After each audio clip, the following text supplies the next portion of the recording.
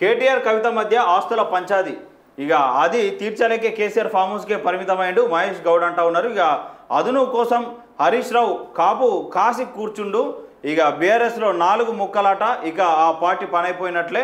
ఇక బీసీ రిజర్వేషన్లు కిషన్ రెడ్డి వ్యతిరేకిస్తుంటే ఆ పార్టీ బీసీ నేతలు ఏం చేస్తున్నారని పిసిసి చీఫ్ బీఆర్ఎస్ లో 4 ముక్కలాట నడుస్తుందని ఇక ఆ పార్టీ పనైపోయిందని పిసిసి చీఫ్ మహేష్ కుమార్ గౌడ్ అన్నారు. ఆస్తి పంపకాల్లో అన్నా చెల్లె కేటీఆర్ కవిత మధ్య ఫైటింగ్ నడుస్తున్నది. పిల్లల పంచాయతీ తీర్చలేక కేసీఆర్ ఫామ్ హౌస్ కి పరిమితమయ్యారు.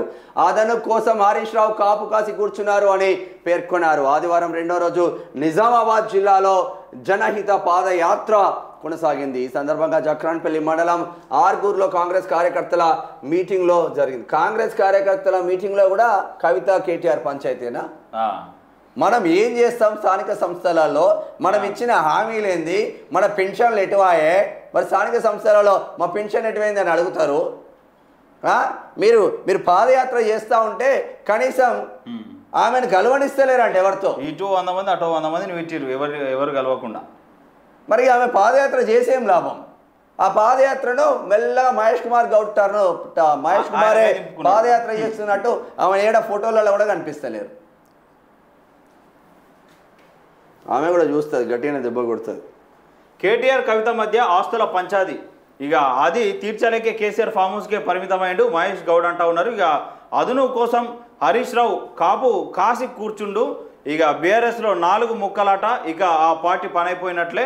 ఇక బీసీ రిజర్వేషన్లు కిషన్ రెడ్డి వ్యతిరేకిస్తుంటే ఆ పార్టీ బీసీ నేతలు ఏం చేస్తున్నారని పిసిసి చీఫ్ బీఆర్ఎస్ లో 4 ముక్కలాట నడుస్తుందని ఇక ఆ పార్టీ పనైపోయిందని పిసిసి చీఫ్ మహేష్ కుమార్ గౌడ్ అన్నారు. ఆస్తి పంపకాల్లో అన్నా చెల్లె కేటీఆర్ కవిత మధ్య ఫైటింగ్ నడుస్తున్నది. పిల్లల పంచాయతీ తీర్చలేక కేసీఆర్ ఫామ్ హౌస్ కి పరిమితమయ్యారు.